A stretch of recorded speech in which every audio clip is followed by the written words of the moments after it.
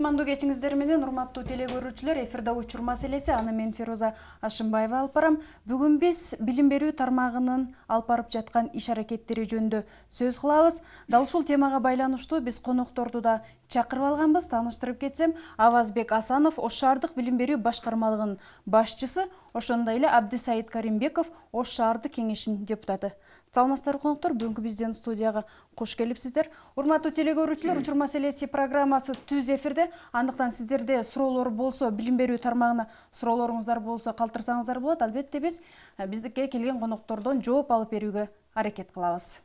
Негизи эле Авазбек ага чындап эле бул учурдагы көйгөй десек жаңылышпайбыз. Билим берүү тармагында кандай иш аракеттер жүрүп жатат? Негизи эле сиз жетекчи болгонуңузга 1 жылдын жүзү болду да.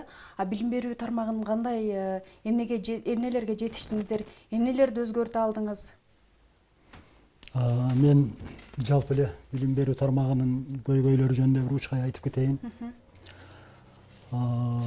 Өзүңүздөргө белгилүү, жалпы Кыргызстанда азыр мектептерге жалпы эле билим берүү тармагы, анын ичинде мектепке чейинки жана мектептердеги тармакка көңүл жакшы эле бурулуп жатат. Көп жолу айтылды, эми дагы бир жолу кайталап коеюн. Мамлекеттин бюджетинин 24% билим берүү тармагына бөлүнгөн. Демек бул бир нерсени түшүндүрүп турат да. Демек көңүл буруп жатабыз. Мамлекетибиздин байлыгы канча болсо, ошонун 24%-ин билим берүү тармагы пайдаланып жатат. Бул жакшы цифра. Мындай көрсөткүч менен көп эле мамлекеттер мактана албайт да. Анан эми мына эгемендүүлүккө ээ болгондон бери башка системалар катары дагы билим берүү тармагы дагы бир топ чөгүп эгемендүүлүктүн таасиринден бир топ өзгөрүүлөргө учурап, ошол өзгөрүүлөрдүн бир тобу жагымсыз өзгөрүүлөр болду, ушуларга учурап, анан эми акыркы мезгилде кайра бул тармак бутуна туруп оңолуп баратат. Оңолуу жолунда деп мен ишенимдүүлүк менен айта аламын. Анан эми мектептерибиз Ош шаары жөнүндө конкреттүү айта турган болсок, мына бүгүн Ош шаарында 53 мамлекеттик мектеп бар. 2 билим берүү башкармалыгына караган 53 мектеп бар. Министрликке түз караган мамлекеттик дагы 2 мектебибиз бар. Андан тышкары 21 менчик мектебибиз бар да. Рахмат. Азыр биз теле көрүүчүлөр бизге байланышка чыккан, суроосун кабыл алсак, урматтуу теле көрүүчү, сиз түз эфирдесиз. Алло, саламатсыздарбы? Саламатсызбы? Кайсыл жактан чыгып жатасыз бизге? Мен Ош шаарынан чалып жатам. Сурооңузду калтырыңыз. Менин суроом төмөндөгүчө. Шаардагы мектептерде 1000 сомдон школьный фондго деп чогултабыз. Ошол акча эмнеге жумшалат? Ошол боюнча айтып берсеңиз. Экинчи суроо, мектепте андан сырткары дагы ремонтко деп дагы акча чогултабыз го. Ошол боюнча толугураак маалымат берсеңиз. Рахмат, суроңуз түшүнүктүү. Авазбек ага. Бул бүгүнкү күндөгү эң эл үчүн түшүнүксүз, анан кийин артынан көп суроолорду пайда кылган маселе да. Мына азыркы теле көрүүчүбүз мектепке 1000 сомдон топтойбуз деди. Мага бул маселелер боюнча көп кайрылышат. Кээ бири айтат 1,5 сомдон топтоп жатабыз дейт. Кээ бири 500 сомдон дейт. Ар түрдүү мектептерде бир ар түрдүү болуп жаткан сыяктуу. Ушундан эле билсек болот, бул топтолуп жаткан акчага билим берүү башкармалыгынын же бул бийликтин эч кандай тиешеси жок.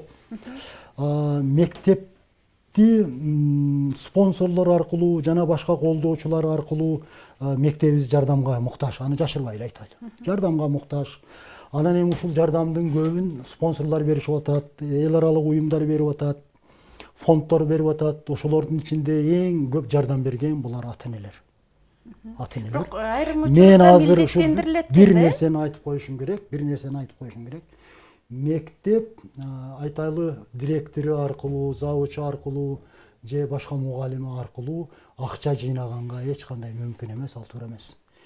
Мектепке акча жыйналат камкорчулар кеңеши аркылуу. Рахмат, биз бул темага да кайрылабыз азыр. Авазбек агай, Ага. бул темага да кайрылабыз. Абдысайыт ага, кече сессиянын 12 жогорку кеңештин 12 сессиясы болуп өттү да. Сиз ошондо суроо берип кеттиңиз. Негизи чындап эле Авазбек айткандай мамлекеттик 53 мектеп болсо, шаарда анан жеке менчик да мектептер бар да. Алардын программасына сиз кызыгып кеттиңиз да, ким түзөт, алардын негиз программасы кандай деп. Эмне үчүн бул суроого кызыктыңыз? Сизде бул баягы жеке менчик мектептер өздөрү билемдик кылып, баягы балдардын билим деңгээли төмөндөйт деген ойдосузбу? Саламатсыздар, урматтуу шаарыбыздын тургундары. Биринчиден силерге чоң рахмат, сиздердин жамаатка атайын актуалдуу теманы талкуулоо максатында ушул жерге мүмкүнчүлүк бергениңиздерге. Албетте бул билим берүү тармагы менин жеке пикирим боюнча жалпы эле мамлекетибизде бул өтө приоритеттүү жана потенциалдуу мындай стратегиялык багыт болуш керек деп эсептейм да. Мисалы, шаардык кеңеште деле бюджет карап атканыбызда, ошол эле республикалык бюджет каралып атканда көпчүлүк акчаны, көпчүлүк ушул каржыны ушу билим берүүгө жумшасак жакшы болмок. Анткени эң чоң мамлекет Билим берүүгө жумшалып атат да. Кече маселен 940 миллион бюджет бекитилди. Анын 50% эле билим берүүгө бөлүнөт экен. Мен ойлойм, чындап келгенде ал деле жетишсиз да.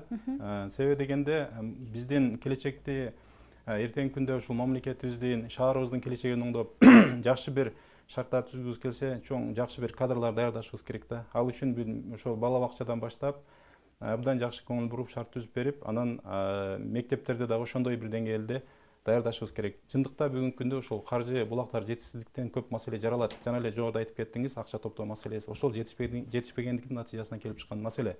Эми программа боюнча. Программа боюнча бул программа мен кызыгып көрсөм, азыр деле ошол биздин шаарыбызда окулуп аткан мектептердеги ошол эле биздин убакта 90-жылга чейинки окуп аткан программанын негизинде окулат экен. Мындай анча мынча өзгөрүү болбосо, олуттуу өзгөрүү жок да. Бирок өзүбүздүн практикада ошол мектепте окуп, андан кийин университетте окуп, андан кийин бир кызматтарга барып иштеп көргөндө биз практикада түшүндүк, көп предметтердин турмушта пайдасы тийбей калышы мүмкүн да. Биз баланы жөн эле убактысын кетирген деп атабыз да, жөн эле саат берген деп атабыз. Албетте бул шаардын деңгээлде чечиле турган маселе эмес. Бул республикалык деңгээлде ошол министрликтин деңгээлинде чечиле турган маселе. Ошону мен депутат катары көз карашымды ушундай кылып өзгөртсө бул учурдун талабы деген көз карашымды айтып атам. Бирок бул жерде жеке мектептер боюнча мен тескери жакшы көз караштамын. Анткени алар эмне үчүн бүгүнкү күндө көп биздин шаарыбыздын тургундары, көп ата-эне, ар бирибиз ата-энебиз. Шаарыбыздагы ар бир үйдө бала окуйт. Алар ошол баласынын жакшы окушун каалайт. Жанакы мектептеги мисалы 26 предмет, 17 предмет окуган мектептерде анчалык нагрузканы мындай татыктуу алып барганга көзү жеткен ата-эне ал карап туруп ошол абдан бүгүнкү учурга жооп бере турган программа түзгөн жеке мектептерге берип атат да. Бул ушунун себебинен. Ошон үчүн мен чындап эле абдан кызыгат элем ошол мектептерде бүгүнкү күндө канча кайсы предметтер менен окулуп атат, мисалы жеке мектептердечи. Рахмат, азыр биз теле көрүүчүнү кабыл алып андан кийин темага кайрылсак, урматтуу теле көрүүчү, сиз түз эфирдесиз. Биз Авазбекайга суроо берейин дедим эле. Бериңиз. Баягы мектеп директорлори ремонт деп жана башка иштеринде майда чүйдө иштери деп эле ата-энелерден акча алып атат. Ошого кандай карайсыз? Рахмат, сурооңуз түшүнүктүү. Бул жогоруда берилген суроодо экен. Чындап эле Авазбек агай, бул суроо баягы факты менен болбосо дагы ар дайым эле көйгөй болуп келет да, ата-энелерден чогултат деген сөздөр ар дайым айтылып келет. Сиздер баягы түшүндүрүү иштерин мектеп жетекчилери менен жүргүзүп турасыздарбы? Канча убакытта бирден жүргүзүп турасыздар? Ушул маселеге мындай бир аз токтолойлучу. Мен жана баштап кеттим. Мектепте ремонтко болобу, мисалы үчүн охрана бар, ага же дагы бир кандайдыр бир жардамга акчаны бир мындай ачык айтайын да мен. Эгер директор же мектептин мугалимдери акча топтосо бул туура эмес. Андай топтой албайбыз, акыбыз жок. Бирок камкорчулар кеңеши деген структура бар. Бул ата-энелердин ыктыярдуу уюму. Камкорчулар кеңеши, мурда ата-энелер комитети деп жүрөбүз. Ушулар өздөрү уюшуп, ошол микрорайондогу ошол өзүнүн мектебине камкордук кылышат. Алардын уставы бар, өкмөттүк эмес уюм, уставы бар, банкта эсеби бар.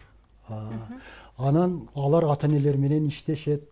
Ошо камкорчулар кеңешинде ар бир класстын дагы ата-энелердин өкүлдөрү отурат. Алар ошол балдары окуган мектепке жардам бериши мүмкүн. Алардын өздөрүнүн иши. Алар ата-энелерден акча топтошот. Ал акча каяка жумшалып атат, ким жумшап атат, ага мамлекеттик структуралар, ошонун ичинде биз эч кандай кирише албайбыз. Бизге алар отчет да беришпейт, аны да көрсөтүшпөйт кандай жумшашкандыгын. Бирок ошол жыйналган акчаны мектепке сарпташат. Эми маселе ошо камкорчулар кеңеши жыйнаган акчаны кээ бир ата-эне түшүнүшү мүмкүн, директор топтоп атат, класс жетекчи топтоп атат деп. Бул маселе менен биз көп иштейбиз деп тынымсыз кагылышабыз. Мисалы үчүн эмне үчүн класс жетекчи сен аралашасың деген суроого алар мынтип айтышат да. Камкорчулар кеңеши бизден суранды. Ата-энелер балдары аркылуу ата-энелерге жеткизип койгула деп суранды. Балдары аркылуу мына катты берип койгула деп суранды. Мен дагы кайталайм. Эгерде мектептин директору, башкача айтканда мектеп акча топтосо, бул туура эмес. Мыйзамдан тышкаркы нерсе. Рахмат. Урматтуу телегөрүүчү, сиз түз эфирдесиз.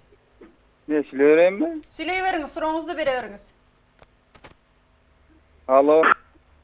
Саламатсызбы? Сурооңузду бере бериңиз.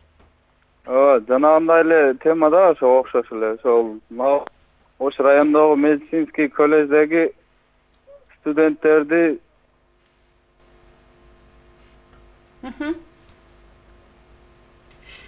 Рахмат, байланышыбыз үзүлүп калды. Чындап эле депутат катары, эл өкүлү катары элдин баягы көйгөйүн угуп жүрөсүз, Абдысейит мырза. Сиз дагы ушундай коррупция маселесине кабылып жүрөсүзбү? Анан элдин көйгөйлөрүн кантип чечип атасыз? Билим берүү тармагында мына 2 жылдын жүзү болду. Билим берүү тармагынын билим берүү системасы боюнча канча көйгөй чечилди? Мисалы, сиз тараптан кандай сунуштар айтылды? Биз эл өкүлү катары бул жогоруда айтылып кеткен маселе, мен өз сөзүмдө айтып кеттим.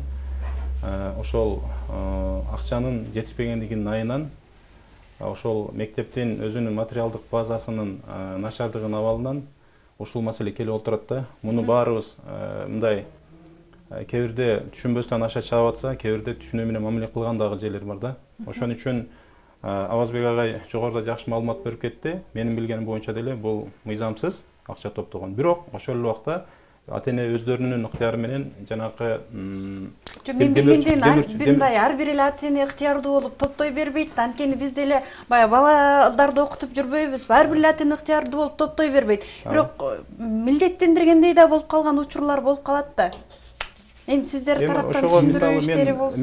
Мен мисалы көп жерге барып, шаарыбызда мектептердеги жогорку класстар менен, мугалимдер менен жолугуп, өзүмдүн баягындай жогорку класста мектепти бүтүп аткан окуучуларга кеп кеңешин берип, өзүбүздүн мындай практикадан өткөн багытты берип, сунуш берип, ушундай бир иш-аракеттерди жүргүзөбүз да. Ошол убакта сөзсүз түрдө айтылат бул маселе. Бул айтылат. Албетте мен жеке көз карашымды бирок чечилбей келет да, Эми бул мындай айтканда бул массалык түрдө мындай эмеге алынган маселе да. Муну чечиштин жолу мугалимдердин айлыгын көтөрүш керек. Анан жана айтып аткан республикадан жакшы акча бөлүнүш керек. Андан кийин гана чечилет. Авазбек агай, бул суроону бербей кетсем, бул темадан тышкары болуп калат. Чындап эле баягы президент аябай жакшы коррупция менен күрөшүү боюнча жакшы күрөшүп жатпайбы? Аны сиздер тараптан коррупция менен күрөшүү боюнча азыр кандай иш-аракеттер жүрүп атат? Бул биз коррупция деп айтсак болот да, маселен баягы ата-энелерден топтолгон акчаны. Мен буга макул эмесмин. Ата-энелер эгер өз ыктыяры менен төлөсө, ал коррупция эмес. Ата-энелер өздөрү уюшуп төлөсө. Эгерде мектептин директору эшиктин ордуна отуруп алып акча жыйнаса, бул коррупция. Анан көрсөтмө, зордук деген сыяктуу болуп атпайбы? Эгерде бийлик өкүлдөрү тарабынан, жергиликтүү бийлик тарабынан же билим берүү башкармалыгы тарабынан кандайдыр бир калькуляция чыкса, же бир буйрук чыкса, ата-эне мына анчадан төлөсүн десе, бул туура эмес. Эми акыбал мындай эмес да. Мен ушул жерде эгер мүмкүнчүлүк берсеңиз, мен бир токтолгум келип атат да. Бул суроонун баары ушул жөнүндө болот. Мен азыр айта албай атам да оюмда. Мага мүмкүнчүлүк берсеңиз.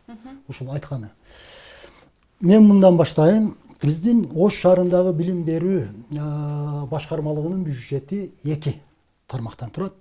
Бул республикалык бюджет республикалык бюджет 734 миллион сом. 734 миллион сом. Жакындаштырып айтып атам. Ушунун 706 миллиону айлыкка кетет. Мугалимдердин айлыгына. Мугалимдердин айлыгына канча калды эми карап көрүңүз. Жергиликтүү бюджеттен 239 миллион сом. Көп акча. Эми ушуну санап көрөйлү. 91 миллиону отоплениеге кетет. 239, 91 миллиону. 80 миллиону балдардын тамактанганына кетет. Андан тышкары суу бар, газ бар, электр энергиясы бар, дагы ушуга окшогон көп иштер бар, дейми? Анан ошондо мектептин өзүн жабдууга, мисалы үчүн ремонтко мектепке 8 миллион, бала бакчага 7 миллион жергиликтүү бюджеттен. Демек жетпейт экен. Көп акчабы, аз акчабы? Эми карагыла. Мен айтайын дегеним, ата-энелердин жардамына муктажбыз. Эгер кээ бирөөлөрдүн аракетиндей кылып, жок ата-энелер жардам бербесин десе, анда мектептерибизден кыйынчылыкка туш кылып коебуз. Ата-энелер кааласа жардам берсин. Мен дагы кайталайм. Мечитке кандай жардам берсе, мектепке да ошондой жардам бериш керек. Ушундай спонсорлор болуп атат, мечит куруп атышат. Бул маселе менен мындан бир көп жыл мурун бир спонсор менен сүйлөшкөнүбүздө ушинтип мага претензия койду эле да. Мектепке биз мечит кургандай жардам бере албайбыз, себеби мектеп атеисттерди тарбиялап атат. Рахмат, биз ал мезгилде чыкпайлы, азыр биз телегөрүүчүнү кабыл алып, андан кийин жооп берсек. Урматтуу телегөрүүчү, сиз түз эфирдесиз. Саламатсызбы? Өтөрөм. Сурооңузду бере бериңиз. Урматтуу, мен Ош шаарындагы көп кубаттуу үйлөр боюнча координация кеңеш төрагасы Калбаев Төлөн Мамытович. Рахмат. Урматтуу депутатка анан Ош шаардык илим билим башкармалыгынын башчысы Алпанова Азбек Ранжановичке мен кабыл эле айтып коеюн дедим эле.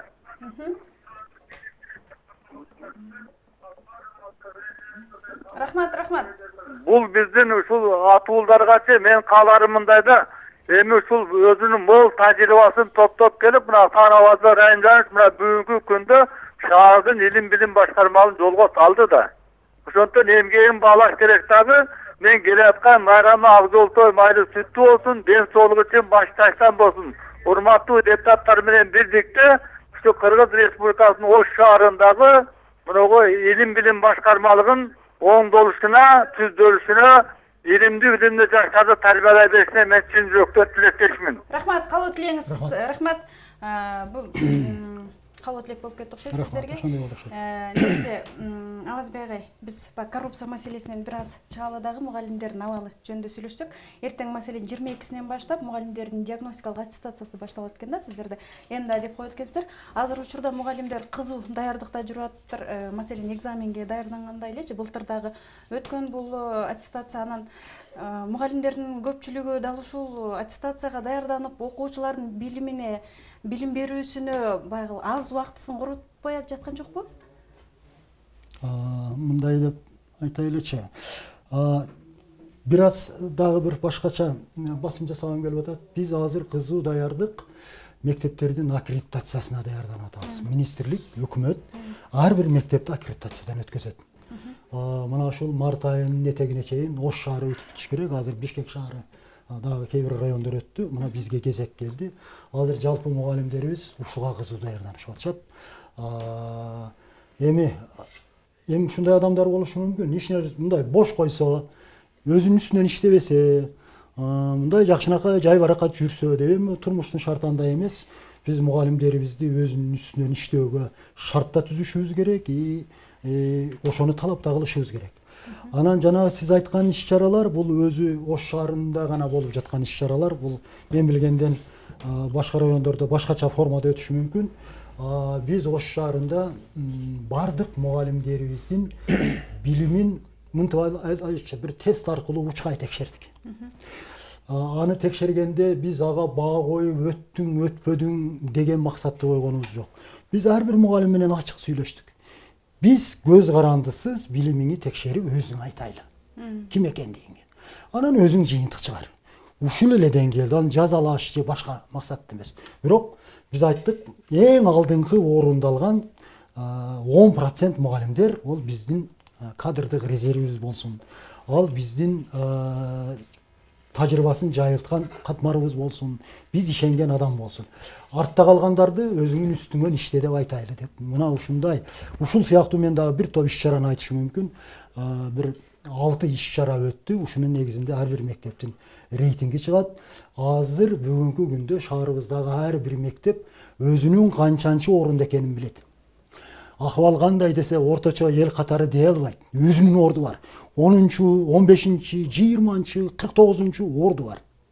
Ошолдай рейтинг чыгардык. Менимче бул пайдалуу деп ойлойм. Рахмат. Биз телегөрүүчүнү кабыл алсак, урматтуу телегөрүүчү, сиз түз эфир. Алло, саламатсыздарбы? Саламатсызбы? Түз эфирде бул. Түз эфир. Сурооңузду бере бериңиз. Биз мына коронанын башынан суроо берели дегенде, могул жерде азыр жакшы сөз айтты. Мына алып баруучу кызым, сен мындай эмессең, мына Заврайнов суроо айтып атат. Мына негедир мына мектептерге жардам берет деп атпайбы? Ал деле соопчулукта. Анан мектептердин өзүнөн жардам берип мындай түшүнгөн адамга соопчулук иште. Биз мындай нерсени реальный карашыбыз керек да. Ошон үчүн мен ойлойм да, тиги мектептерге мына мисалы менин неберелерим бар. Мен өзүм жарыма эле мындай айткандай берип турам да. Анан бир маселе бар да. Кээ бир үйлөрдө чындыгында 2-3 бала бар да. Ошол нерсе мына коронанын тарабынан эске алынабы? Ушул маселени айтып койсоңуздар. Рахмат, сурооңуз түшүнүктүү. Учур маселеси программасы түз эфирде өз ишин улантат. Бүгүн биз билим берүү тармагынын аткарып жаткан иштери жөнүндө сөз кылып жатабыз. Сиздер да суроолоруңуздар болсо, бизге түз байланышка чыгып, сурооңуздарды калтырсаңыздар болот. Албетте биз коноктордон жооп алып берүүгө аракет кылабыз. Абдысейит мырза, биз жогоруда сөз болуп кетпеди Абазбайгачы, мугалимдердин билим деңгээлин чындап эле биз кагаз аркылуу бетме-бет отуруп билип атабыз депчи. Сиздин оюңуз боюнча чындап эле мугалимдердин билим деңгээли төмөндөп бара жатабы? Бул зарыл беле негизи билимин текшерүү?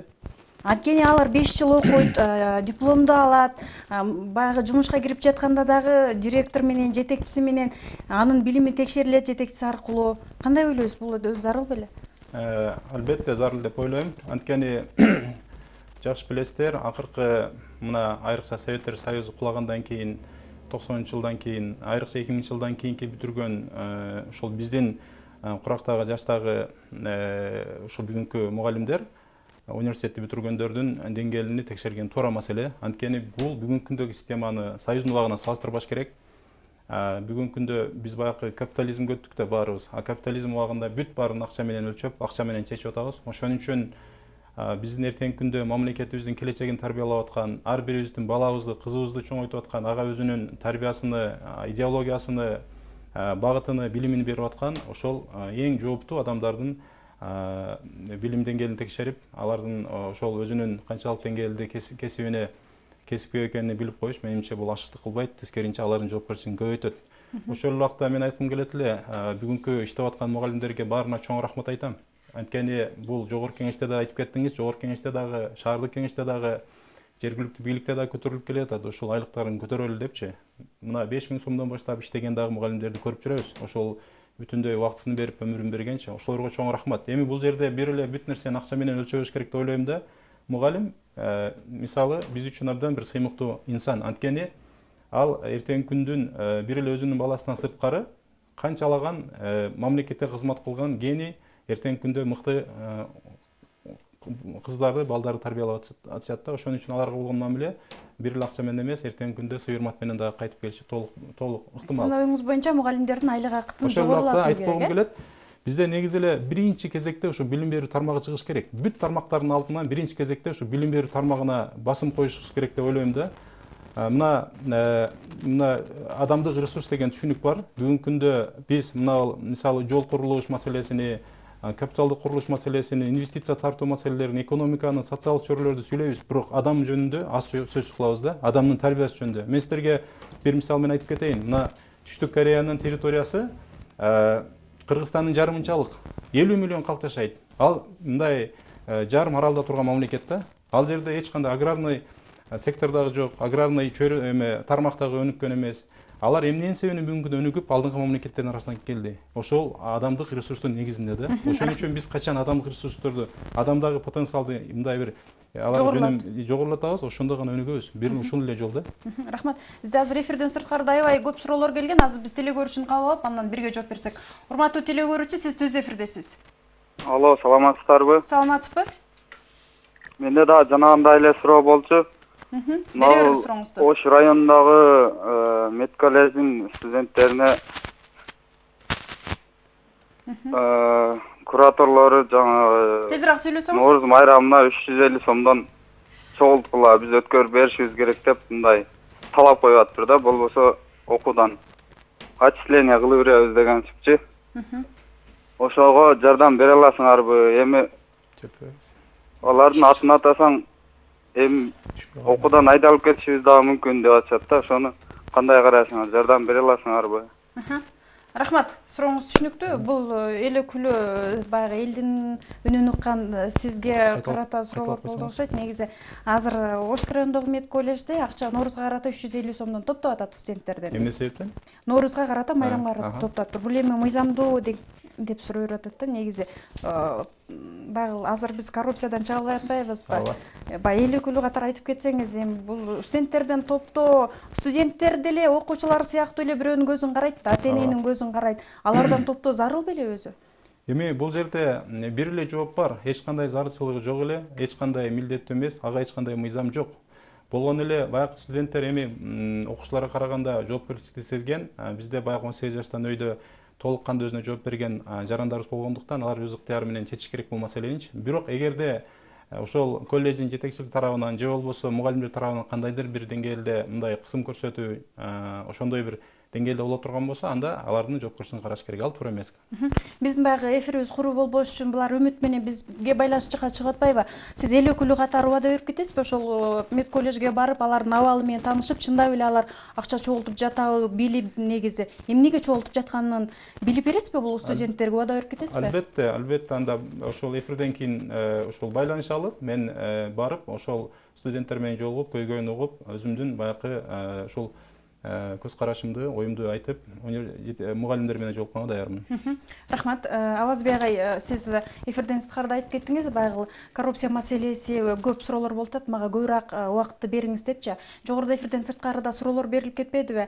Мечит менен мектепти салыштырбаңыз. Ошондой эле пенсия жашында иштеген мугалимдердин айлык акысы баягы бир аз жогору кылып бергенге мүмкүнчүлүк барбы деп жалпы эле жооп берип кетсеңиз. Ошону менен катар дагы бир суроо, бир телекөрүүчүнүн суроосун берип кетпесем болбойт. Жакында Алипия майрамы дейт, ата-энелер 2000 сомдон акча топтоп атабыз дейт. Алга мугалимдер белек алышат экен, эжекеси болсо алтын сөйкө, шакек алышат экен. Негизи Алипия майрамга топтобош керек деген буга чейин деле айтылып келген, бирок топтолуп эле келатат да. Сиздерде эми түшүндүрүү иштерин жүргүзүү боюнча кандай иш-аракеттер жүрөт эми жакында? Жалпы эле ушул баягы коррупцияны жоюу боюнча айтып кетсеңиз. Мен ошон үчүн сизден убакытты кичине көбүрөөк берсеңиз деп суранып атам да. Ушунчалык көп суроону пайда кылган маселелер эми козголуп жаткан. Эми биринчи мына суроо жана пенсия маселесинен айтайлы. Бул эки тараптуу суроо, эки тараптуу мааниде берилип аткан суроо болушу мүмкүн. Бул биринчи тарабы эми пенсия жашындагы биздин кесиптештерибиз ушул мектепти таштабай иштеп жаткандыгына сыймыктанышыбыз керек.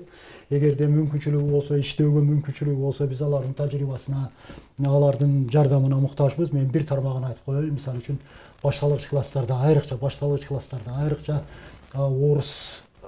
орус класстарында пенсия жашында иштеп аткан мугалимдерибиз көп. Алар тажрыйбалуу иштешип атат, себеби жөн мугалимдер ушул тармакта жетишпейт. Анан эми айлык маселеси жөнүндө айтып атат. Пенсияга чыккан адам айлыгын да алат, пенсиясын да алат ушул. Кийин ошол кошумча иштеген айлыгы пенсиясына процент болуп кошулат. Эми мындан башка жардам жок.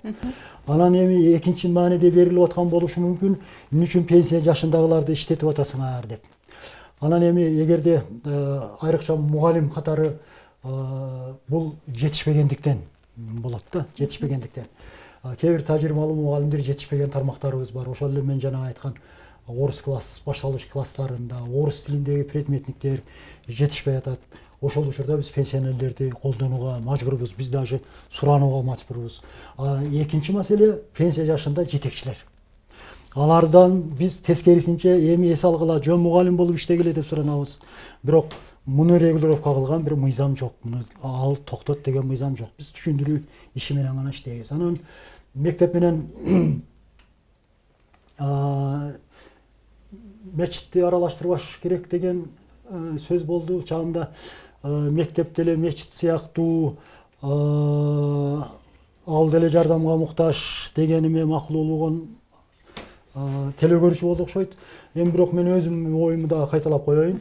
Мектеп да билим берет, мечит да билим берет. Мектеп деле, мектепке жардам берсе деле, мен ойлоймун, ошо билим берип аткандан кийин сообу ошондой тиет. Муну аалымдар дагы талдап беришер. Менин көз карашым ушундай. Анан алипбе майрамы жөнүндө жыл сайын министрликтен, анан кийин жергиликтүү жетекчиликтен ушул сыяктуу мугалимдер күнүндө, алипбе майрамында, акыркы коңгуроодо, билим күнүндө ушундай майрамдарды кандай өткөзүү жөнүндө атайын буйруктар чыгат. Ушул буйруктардын министрлик тарабынан, жергиликтүү бийлик тарабынан чыккан буйруктардын негизги бир максаты ушундай акча төлөнбөсүн, акча топтолбосун деген маселе. Эми бул жерде мен ачык айтам, эгерде мектеп ушул алипбе майрамына катары мынанчадан топтолот деп салык салса, бул мыйзамсыз, бул жазаланыш керек. Анан эми ата-энелерге дагы түшүндүрүшүбүз керек. Эгер мектеп ошондой салык салса, аны төлөгөнгө болбойт. Ал туура эмес. Биз ал жергиликтүү бийликте каршы, министрликте каршы, биз да каршыбыз. Анан эми майрам өткөзүп атса, эми билесиздер, биздин элибизде ушундай бир берген салт бар. Аны кандайдыр бир жол менен биз бербе десек да болбой берет экен. Аны эмне кыла алабыз? Мен эмне кыла аламын? Бирок 2000 сомдон топтоо бул өтө туура эмес. Анткени 2000 сом мисалы мугалимдердин айлыгы 7000, 8000 боло турган болсо, маселен мугалимдердин да балдары 1-класска барып калат да. 2000 берсе 6000 акча. Сиз эл өкүлү катары сизге дал ушул мугалимдердин айлыгы деп калды, аз деп калдык. Ипотекага алган аябай көп мугалимдер бар да азыр бизде шаардачы. Ипотекасы маселен 12-13 миңден төлөшөт. Айлык акысы 10 миң сом болсо, эң жогору болсо. Ипотеканын баягы пайызын төмөндөтүү боюнча эл өкүлү катары элдин үнүн угузу боюнча сиз тараптан сунуштар түштү беле негизи? Албетте, сиз жакшы суроо берип кеттиңиз. Ошону бир учурдан пайдаланып элге айтып коюш керек болуп атат. Биз 2016-жылы депутат болуп келгенде, как раз ипотека боюнча жакшы компания түзүлүп, ошол социалдык жактан мына мугалимдерибиз, врачтарыбыз, ошол муниципалдык кызматтын кызматкерлери алып аткан экен. Ал убакта биз келгенде анын жылдык пайызы 12%, 8%, анан 12 жыл экен мөөнөтүчү. Биз депутаттар ошонун биринчи кезекте, ошол бир канча депутаттар демилгечи болгон, ошонун бир демилгеси катары биз дагы өзүбүздүн салымды коштук элек, ошол 8%ды 6%га түшүрүп бергенбиз. 12 жылды 15 жылга узартып бергенбиз, 3 жылга. Ушундай бир шарттарды биринчи кезекте ошол биздин социалдык жактан айлыктар аз, мамлекетке кызмат кылып аткан биздин мамлекеттик кызматкерлерге ушундай бир мүмкүнчүлүккө мындай жеңилдетилген шартты түзүп берели деп аракет кылган. Ошону так айта алам мен. Бирок азыр мамлекеттик ипотека түшпөдү, 8%га төмөндөдү, 6%га чейинчи. Балким шаардыктын ипотекасында төмөндөтүү боюнча дагы сунуштар киргизеттир. Айтпайм, 8%дан 6%га түшүп койду. Кыргызстанда азыр бир да 6% деген ипотека жок да.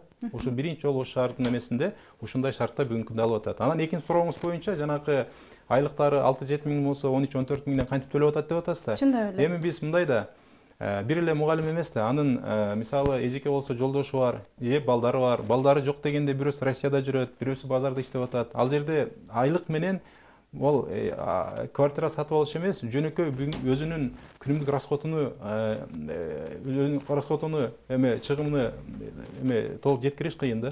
Бул эми сиздин айтайын дегениңиз жоктон көрө жогору, ошо 10 миң айлык алсаңар да 12 миңди төлөп жашай бергиле деген сунушуңуз ба? Жок, мен айтайын дегеним ошол, дагы бир жолу айтам, ошол бүгүнкү күндө ошол айлыкка да разы болуп, ошол айлык менен да макул деп туруп иштеп аткан мугалимдерге рахмат айткым келет. Ошол эле убакта албетте мындай кемчиликтер, ошол топтомойлор, акча карат эметип аткандардын баардыгы бул даже бир салтта болуп калды да. Мисалы 50 бала окуй турган болсо, 50 баланын ата-энеси бирдей болбойт. Албетте анын бир 10 адамы абдан бир бай адамдар болот да. Мугалим менен өзгөчө мамиле кылгысы келет. Ошонун себебинен баары бирдей болом деп отуруп, бүгүнкү жагдай келип атат. Муну кандай чечебиз? Бир жол аны түшүндүрүү иштери менен баарыбыз тегиз болушубуз керек депчи. Рахмат. Абазбек агай, негизи шарт боюнча бир класста канча окуучу окушу керек? Класста стандарт 25-30 окуучу болуш керек. Андан ашыкчасы уже бул гигиеналык эрежени башканы бузууга кетет. Мен айтайын деген азыр Мен Ломоносов. сиздин эмне деп айтайын дегениңизди түшүндүм. Бул тиякта дагы телекөрүүчүлөр күтүп отурушат да, ушул суроону. Анан эми шаарда бул эреже одоно бузулган мектептерибиз бар дейм. Чындап эле Ломоносов, Киров мектептеринде Ушундай, мына сиз өзүңүз айткандай Ломоносов, Киров, Разаков, Нариманова, Макаренко, мына ушул мектептер негизинен. Калгандарында акыбал жакшы эле. Ушундай мектептерибиз бар, шаардын өзүндө дагы бир класста 15-20 окуучу окуган мектептерибиз да бар. Бирок 5-6 мектебибизде ушундай окуучу көп. Себеп ата-энелер балдарын ушул мектепке алып келип, ушул жерде окутасын деп атат. Мисалы үчүн 1-класска быйыл кээ бир ушундай мектептерибизде 10 класстан ачтык. Айлабыз. 10 класс ачылды, 1-класс. алардын эмне билим деңгээли жогорубу? Анткени ата-энелер билимдүү мугалимдерди тандайт да. Ошого кетип атам да, мен ошону айтайын деп атам. Ата-энелердин эми мүмкүнчүлүгү барлар баягы жеке менчик мектепке окутушуп атат. Анан мамлекеттик мектептердин ичинен ушул мектептер, мына Разаков мектеби, мисалы үчүн Киров, Ломоносов мектептери башка мектептерге караганда мурдадан аты жакшы болуп, жакшы окутулат деген ойдо. Экинчиси орус тилдүү мектептер. Ошон үчүн азыркы элибиздин, шаарыбыздын көпчүлүгү акыркы мезгилде ушундай тенденция башталды. Орусча окутууга аракет болуп атат. 1 класста мына быйыл 1-сентябрда Разаков мектебинде ата-энелер менен жолуктум мен. Өчөрөт болуп турушат. Класска ата-энелерди алып кирип көрсөттүк. Балаңызды кайсы жерге отургузабыз? Отура турган жер жок. Ал менин проблемам эмес дейт. Ал өзү ошолор келип атат башка микрорайондан. Сиз бул микрорайонда жашабайсыз, өзүңүз жашаган жерде ушундай эле мектеп бар, ошол жерге барыңыз десек, менин конституционный укугум мен ушул мектепке гана берем дейт. Каалаган жерге окутам дейт. Мэрия тарабынан биздин сунушубуз менен ар бир мектеп өзүнүн микроочастогундагыларды гана кабыл алсын деген буйрук чыккан. Ошону ошол Ломоносов мектеби, Разаков мектеби, Киров мектеби дагы 1-2 мектеп аткара алган жок. Ата-энелер турушту. Биздин укугубузду буза албайсыңар, аласыңар деп. Эми бул балким баягы мектептердин билим деңгээлин тең салмактуу кылыш үчүн кандай иш-аракеттер жүрүш керек эми? Эми центрге мектеп салышыбыз керек. Бул бир, албетте бул айтууга оңой. Биз ал жолду ишке ашырабыз деп убада бере албайбыз. Ага үмүтүбүз да жок. Мисалы үчүн мына Киров мектебинин жанына, же Ломоносов мектебинин жанына дагы бир башка мектеп салып кое албайбыз. Биздин иш планыбыз башка мектептерди ошондой эле деңгээлге жеткизүү и элди ишендирүү ушунун үстүнөн иштеп атабыз азыр. Рахмат, биздин убактыбыз да чектелип бара жатат. Акыркы суроону бере кетейин. Сиз кыска жооп берсеңиз, Абазбай агай. Кече сессияда айтылып кетти, 25-30-35 жылдан бери иштеп жүргөн жетекчилер бар депчи. Азыр эми кайсы, мисалы, шаардын кайсыл мектептеринде же болбосо бала бакчаларында ошондой жетекчилер бар? Анан аларды алмаштыруу боюнча баягы ой жүрбөй атабы азыр эми? Анткени алар жеке менчик катары кабыл алып калышты деп атышат да. Туура, ушундай өтө жакшы суроо болду. Бүгүн эле ушул жөнүндө сөз кылдык, биз өзүбүздүн бир жыйында. Көп жыл иштеген пенсия жашындагыларды биз суранып атабыз. Жеңилирээк кызматка түшсөңүздөр, мүмкүнчүлүктү жаштарга берейли. Эми ушул багытта түшүндүрүү иштерин жүргүзүп атабыз. Ал үчүн биз пенсия жашына жеткендерди эмгек келишимине өткөзүп атабыз. 1 жылдык, жарым жылдык деп, 1 жылдык деп. Мисалы үчүн пенсия жашына жетти, көп жыл иштеди, кайсы бир кесиптешибиз. Ал кишиден биз суранып, мына эми пенсия жашына жеттиңиз, пенсияга чыгып анын акчасын алсаңыз болот. Азырынча биз сизди кеттебейбиз, бирок келишим менен иштейсиз деп. Ушул багыт аркылуу түшүндүрүү ишин жүргүзүп атабыз. Эми бул маселе Кыргызстан боюнча маселе. Жогорку кеңеште ушу пенсия жашындагы жетекчи кызматкерлердин жашын чектөө, иштөө срогун чектөө жөнүндө, мыйзам жөнүндө да сөз болуп атат. Биздин колубузга ошондой мыйзам түшсө, өтө жакшы жардам болор эле. Эми пенде экенбиз, көп жыл иштеп дагы эле мүмкүнчүлүгүм бар, мен иштеп берем деп турат. Анын көп жылдык эмгеги турат. Аны тебелеп кетиш дагы кыйын. Эгерде колубузда бир ачык жазылган мыйзам болбосо, анан дагы проблемалар бар. Эми муну туура түшүнүп турасыздар. Рахмат, биздин убактыбыз да чектелип калды. Биздин студияга келип бергениңиздер үчүн чоң рахмат. Ишиңиздерге ийгилик. Негизи Авазбек агай баягы биздин эфир баягы солгун болуп калбаш үчүн телекөрүүчүлөр жөн гана бул теманы алып чыгып жатат дебестен, эми эгерде дал ушул акча маселеси боюнча топтолуп жатса, ата-энелер билим берүү башкармалыгына барып кайрылса, кабыл алып алардын көйгөйүн угууга сиз даярсызбы?